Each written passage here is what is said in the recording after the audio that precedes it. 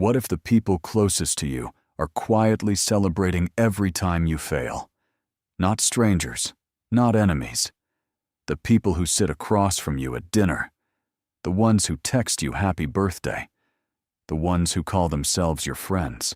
Most people go through their entire lives never realizing this. They wonder why they feel drained after certain conversations.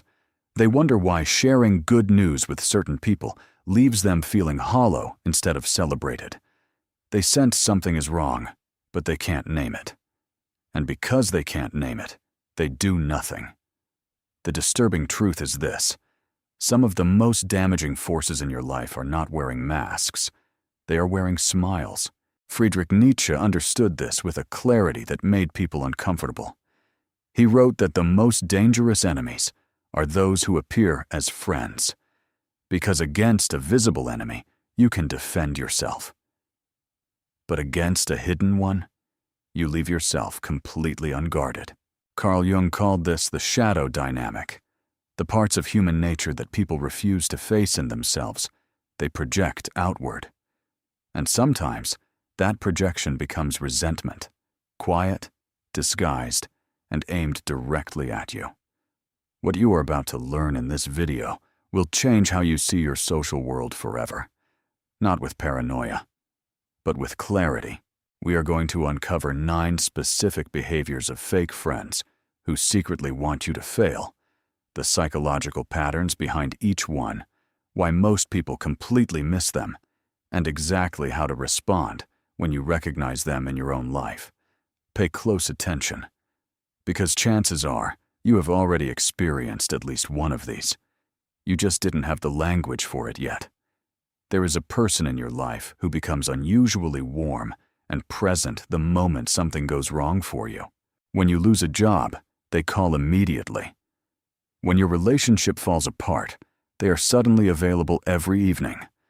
When you are sick, stressed, or spiraling, they show up with advice and energy and attention that you rarely receive from them when life is good. And at first, it feels like loyalty. It feels like they care. But here is what most people never notice. These same people go quiet when things go well. You get promoted, and the conversation moves on quickly. You fall in love, and they change the subject. You hit a goal you have been chasing for years, and somehow, the energy in the room drops rather than rises. This is not accidental. Psychologists call this dynamic Schadenfreude, pleasure derived from another person's pain. But in its subtler form, it lives not in outright joy at your suffering, but in comfort with your limitations. Your struggle makes them feel safe. Your success makes them feel threatened. The Roman Emperor Marcus Aurelius wrote in his Meditations that you must never be surprised by ingratitude, not because people are evil, but because they are human. And humans, when operating from their lowest selves, measure their worth by comparison. When you are down, they are relatively elevated. They don't have to change, grow, or confront their own stagnation. Your pain becomes their equilibrium. The deeper emotional wound driving this behavior is usually insecurity so old and deep that the person is no longer conscious of it. They do not think, "I'm happy my friend is struggling." They think, "At least I'm not the only one." And they have been thinking that so long they mistake it for compassion. The insight to carry with you is this: a true friend's energy rises when yours does. Pay attention to who shows up in your joy. That is where real loyalty lives. Fake friends are often the first to offer advice. They speak with confidence. They seem concerned. They look you in the eye and say things like, "Are you sure that's realistic?" Or, "I'm just being honest with you because I care." And most people, wanting to seem humble and open to feedback, listen. But here is what is actually happening beneath the surface. The advice fake friends give is almost never designed to help you succeed. It is designed, consciously or not, to help you stay exactly where you are. Because where you are is familiar, and familiar is comfortable for everyone, including the people around you. Carl Jung called this the crab bucket phenomenon in psychological terms. People who have accepted their own limitations unconsciously resist watching others escape theirs. Not because they are monsters, but because your escape forces them to confront a question they are terrified of. Why haven't I tried? Notice the pattern. Genuine mentors give advice that stretches you toward your potential. Fake friends give advice that pulls you back toward the safety of average. They frame risk as recklessness. They frame ambition as arrogance. They frame your belief in yourself as naivety. Nietzsche wrote that those who cannot create will seek to destroy creation in others. This is one of the most profound observations in the history of philosophy, and it is playing out in coffee shops and living rooms everywhere, every single day. The real-life example of this is simple. You tell a fake friend you are thinking about starting a business, moving to a new city, or leaving a relationship that has been quietly suffocating you. And instead of asking what you need to make it happen, they immediately give you 5 reasons why it probably won't work. They call it realism. What it actually is projection. The memorable insight here is this: be very selective about who you allow to narrate your possibilities. Not everyone deserves a role in writing your story. Real friendship is not a competition, but fake friendship always is. The competition just tends to hide itself well. It disguises itself as jokes, as teasing, as just playing around. It lives in the comment that lands a little too pointed to be casual, in the comparison that slips out a little too naturally to be innocent. You mention a raise, and they immediately bring up their salary. You talk about your new apartment, and somehow the conversation shifts to why their place has better natural light. You share a personal win, and within minutes, they have found a way to one-up it or diminish it. This is not confidence. This is insecurity wearing confidence as a costume. The Stoics had a clear philosophy about this. Epictetus, a man who was born into slavery and yet became one of the greatest philosophical minds in history, taught that a person who constantly competes is a person who has never learned to draw satisfaction from within themselves. They need external comparison to feel stable, and that need makes them quietly dangerous in close relationships. The psychology behind this behavior is a concept called social comparison theory, introduced by psychologist Leon Festinger. Human beings naturally compare themselves to others. But the higher someone's insecurity, the more desperate and distorted that comparison becomes. Every conversation becomes a scoreboard. Every friendship becomes a tournament. What is most painful about this pattern is how lonely it is for both people. Because the fake friend competing with you cannot actually celebrate you, which means they also cannot truly connect with you. They are interacting with a mirror, not a person. In family dynamics, this pattern often appears in siblings. In the workplace, it shows up in colleagues who seem collegial on the surface, but are quietly undermining each other in every team meeting. In romantic history, it appears in the ex, who never quite stopped keeping score. The insight: surround yourself with people who celebrate your victories as if they were their own. Anyone who turns your joy into a competition was never truly in your corner. Pay attention to the timing of certain comments. Fake friends have a pattern that, once you see it, you cannot unsee. They tend to plant seeds of doubt right before you need to be at your best. Before the interview, before the presentation, before the date, before the launch. I hope it goes well, but you know how these things usually turn out. Just don't get your hopes too high. Remember last time? These comments seem like caution. They seem like they are protecting you from disappointment. But their actual effect is to crack your foundation exactly when you need it most. This is not always calculated. Some people do this entirely unconsciously. But whether it is intentional or not, the impact is the same.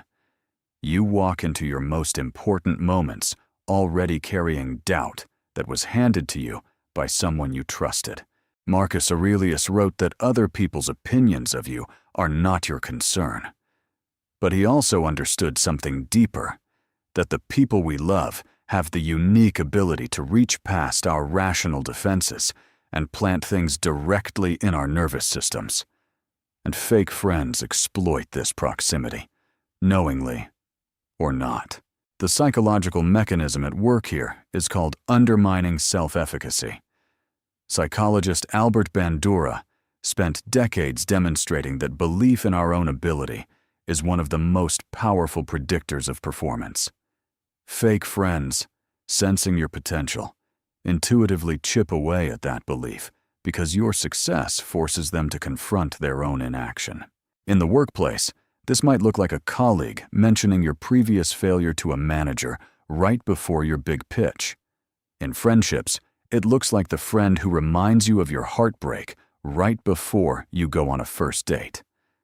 In family dynamics, it is the parent or sibling who brings up your old struggles at the exact moment you are trying to move forward. The insight: guard your energy before critical moments. Not everyone needs access to your inner world when you are preparing to rise.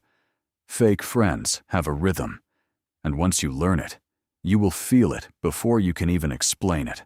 They vanish when you are investing in yourself, when you are reading, building, creating, training, healing. They become scarce. Your new boundaries feel like abandonment to them. Your new habits seem like a kind of judgment of their own. Your growth makes them uncomfortable in a way they cannot articulate, so they create distance. But the moment things get hard again, they return. And they return warmly. They return with empathy and presence and the kind of closeness that makes you think. This is what real friendship feels like. And you feel grateful. And you let them back in. This is the cycle that Nietzsche would call the eternal recurrence of toxic social dynamics, the pattern that repeats itself because you have not yet recognized it as a pattern. Jung wrote extensively about the concept of psychological regression, the tendency of people to pull others back to a previous version of themselves when growth becomes threatening. Fake friends unconsciously participate in this because the older, smaller version of you was less threatening to them. It was easier to be around. It asked less of them because it asked less of itself. The real-life version of this plays out constantly. You decide to get sober, and suddenly the friends who drank with you stop calling. You start waking up at 5 in the morning to work on your goals, and the people who used to stay up late doing nothing with you seem offended. You begin seeing a therapist, setting limits, speaking more honestly, and the people who benefited from your silence pull away. Then you hit a rough patch, and they come flooding back. The insight: notice who is consistent, not just who is present. Consistency across your high moments and your low moments is the only true measure of loyalty. Trust is the most intimate act of friendship. When you tell someone your fears, your failures, your vulnerabilities, you are handing them something irreplaceable. Fake friends collect these confessions, not to protect them, to use them, but they rarely do so directly. They do not stand up and announce your secrets. Instead, they deploy them slowly, carefully, and always with plausible deniability. They bring up your past failures in group conversations under the guise of humor. They use your disclosed anxieties to steer you away from opportunities. But didn't you say you were terrible in social situations? They remind you of your insecurities at the exact moments when you are trying to forget them. This is one of the most sophisticated and damaging behaviors on this list because it weaponizes your own honesty against you. The Stoics understood that true wisdom required knowing who deserved your disclosure. Seneca wrote in his letters, "Retire into yourself as much as you can." This was not a prescription for isolation. It was a warning about discretion. Not every mind that seems open to you is actually safe for you. Carl Jung called the unconscious collection and use of others' vulnerabilities a form of shadow projection. The person doing it has never processed their own shame, so they manage it by reminding others of theirs. In friendships, this looks like the friend who laughs off your confrontation with, "I was just joking, you're so sensitive." In romantic history, it is the partner who threw your confessions back at you during arguments. In professional settings, it is the colleague who uses what you shared in confidence to undermine your credibility. The insight: your vulnerability is sacred. Give it only to those who have earned it through demonstrated loyalty, not simply through proximity or charm. This behavior is among the most confusing because it creates a double reality that is difficult to trust. In public, they are your cheerleaders. They like your posts. They compliment you in group settings. They introduce you with warmth. And in those moments, everything feels fine. Everything feels genuine. But in private, behind closed doors, the story is different. They talk about your flaws to mutual friends. They frame your success as luck. They question your judgment to the people who matter most to you. They plant doubt about your character in conversations you will never hear. And because their public behavior is so positive, when the whispers reach you, you doubt your own instincts. You think, "But they seem so supportive. Maybe I'm being unfair." This is exactly the psychological trap that makes this behavior so effective. Nietzsche called this resentment, the deep resentment that hides itself behind a mask of goodwill. It is the psychology of those who cannot compete openly, so they operate in the shadows instead. Their public praise is not generosity. It is a cover story. Epictetus taught that the person of character behaves the same, whether observed or unobserved. This is precisely what fake friends fail to do. Their character changes depending on who is watching, and that gap between their public and private behavior is the most reliable signal of inauthenticity that exists. The insight: watch for consistency between what people say about you in your presence and what their actions reveal about their feelings in your absence. The two will never lie simultaneously. Emotional reciprocity is one of the cornerstones of genuine friendship. You offer presence for their struggles, and they offer presence for yours. Fake friends break this reciprocity in a specific and recognizable way. When something painful happens to you, they minimize it. "It could be worse." At least you have. You're overthinking it. The conversation moves quickly past your pain and returns, always, to safer territory. Or to them. But when they are struggling, the expectation is entirely different. They want full attention, full validation, full emotional investment. And if you offer anything less, you are accused of being a bad friend. This asymmetry is not random. It is structural. The fake friend has unconsciously built a relationship where their emotional reality is always primary and yours is always secondary. And they have done it so gradually, so subtly, that you may not have noticed the imbalance until it became exhausting. Psychologists call this emotional invalidation, the consistent dismissal of another person's inner experience. When practiced repeatedly in a close relationship, it erodes the other person's sense of self.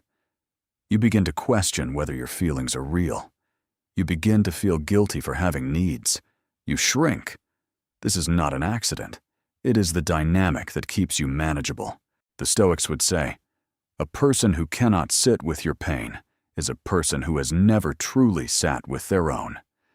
The inability to hold space for someone else's suffering always points back to an unexamined wound in the self. The insight: emotional generosity must flow in both directions. A friendship that only asks and never gives is not a friendship. It is a contract of quiet depletion. The final and perhaps most insidious behavior is this. Fake friends do not want you to outgrow the need for them. They subtly position themselves as essential to your functioning.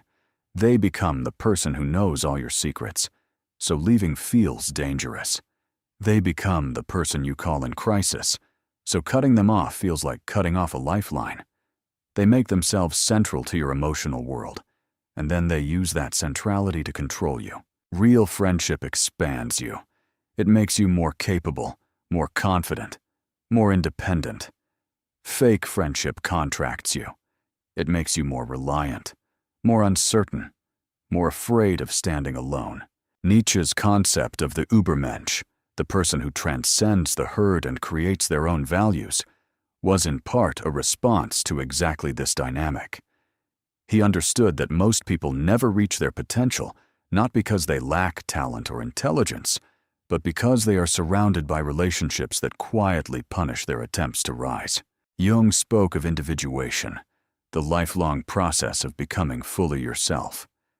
And one of the great obstacles to individuation, he found, is the social web of relationships that have a vested interest in you remaining incomplete. Fake friends are among the most powerful obstacles in this web, because they come disguised as support. The practical test is simple. Does this relationship expand your freedom or restrict it? Does this person celebrate your independence or subtly punish it? Does spending time with them leave you feeling more like yourself or less? The insight. The greatest gift a friend can give you is not their presence. It is their encouragement of your becoming. Anyone who fears your becoming was never truly your friend. Why do people behave this way? The answer is not evil. It is human. Every behavior on this list flows from the same psychological source. Fear. Fear of being left behind. Fear of no longer being needed. Fear of confronting the distance between who they are and who they hope to become. Fear that your success illuminates their stagnation. Schopenhauer wrote that at the root of most human cruelty is not malice, but suffering. People who wound others are almost always people who were wounded first and never healed. They did not develop the psychological capacity to sit peacefully with another person's abundance, because somewhere along the way, abundance stopped feeling safe. The ego, which Jung described as the center of conscious identity, is a deeply fragile structure in people who have not done the inner work. When the ego feels threatened by your growth, your visibility, your happiness, it responds with the only tools it knows: comparison, undermining, control, and quiet sabotage. Social comparison theory tells us that human beings use others as mirrors to evaluate themselves. For the emotionally undeveloped person, this mirror becomes a weapon. Your life is not something they witness. It is something they measure themselves against, constantly, anxiously, and painfully. Add to this the modern wound of social media, a world where everyone's highlight reel runs on a continuous loop, and the psychological pressure that drives these behaviors has intensified beyond anything previous generations experienced. None of this makes the behavior acceptable, but understanding its roots allows you to stop taking it personally. Fake friends are not failing you because you are not worthy of loyalty. They are failing you because they have not yet done the work of becoming loyal to themselves. Now that you can see the behaviors clearly, here is how you respond. First, observe without reaction. When you recognize one of these patterns, do not confront it immediately. Watch. Confirm. Let the pattern reveal itself fully before you respond, because a single data point is not a verdict. Second, reduce your disclosure. You do not have to announce this. Simply begin sharing less. The information you give people is the raw material they use to either support you or undermine you. Be intentional about who receives it. Third, test for consistency. Give less and watch what returns. Real friends continue to invest. Fake friends eventually drift, or reveal their disappointment that you are no longer as open and available as you once were. Fourth, set your limits without explanation. You do not owe anyone a detailed justification for protecting your energy. A boundary stated once, calmly, is enough. Those who respect it were worth keeping. Those who violate it have revealed themselves. Fifth, redirect your investment. The time, energy, and emotional capital you were spending on fake friendships belongs somewhere else. Spend it on people who reciprocate. Spend it on your own growth. Spend it on silence, if silence is what you need. Your energy is not unlimited. Treat it accordingly. We live in an age that has made this problem exponentially worse. Social media has turned human life into a performance, and performance breeds comparison, and comparison breeds resentment. Every success you post becomes a potential trigger for someone who has been scrolling through their own disappointments all morning. Every announcement you make is measured against someone else's quiet insecurities. The attention economy has trained people to confuse reaction with connection. Someone can watch every single thing you do online, comment with enthusiasm, and still not be genuinely invested in your well-being. Visibility and intimacy are not the same thing. They never were. But today, it is easier than ever to mistake one for the other. Modern relationships have also become more transactional.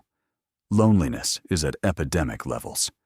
People are desperate for connection, but increasingly unequipped to offer the depth of character that real connection requires. In that vacuum, surface-level relationships proliferate. And the behaviors we have discussed today thrive in exactly that shallow water. Emotional intelligence is not a luxury in this environment. It is survival equipment, the ability to distinguish between genuine warmth and performed loyalty, between real support and strategic proximity, between someone who wants you to grow and someone who needs you to stay small. This is one of the most important skills any person can develop in the 21st century. Nietzsche was right when he said that those who have a why can endure almost anyhow. But I would add to that, those who have the right, who standing beside them as they endure, that is what truly changes the outcome. Choose your who with the same rigor you choose your purpose. Here is what I want you to take with you. You are not paranoid for having noticed these patterns. You are not cold for choosing to protect yourself from them. You are not arrogant for expecting the people in your inner circle to actually want the best for you. You are awake, and awakening is always uncomfortable before it is liberating. The 9 behaviors we explored today, celebrating your struggles, giving you advice designed to keep you small, competing where they should cooperate, undermining your confidence before key moments, disappearing during your growth, weaponizing your vulnerability, praising you publicly while undermining you privately, minimizing your pain while inflating their own, and keeping you dependent rather than free. These are not rare aberrations. They are common patterns in human social behavior, and most people never name them because naming them requires a kind of courage that goes against the social impulse to look away. But you have named them now, and that changes everything. Marcus Aurelius wrote, "You have power over your mind, not outside events. Realize this, and you will find strength." The people in your life are outside events. You cannot control who they choose to be. You cannot force loyalty into the hearts of those who have closed themselves to it. But you can control your inner circle. You can control the access you grant. You can control where your energy flows and where it stops. You can control the standard you hold, not with bitterness, not with paranoia, but with the calm, clear dignity of someone who has finally decided they deserve what they were always willing to give. Nietzsche said, "The higher we soar, the smaller we appear to those who cannot fly. Let them look up. Your only obligation is to keep rising.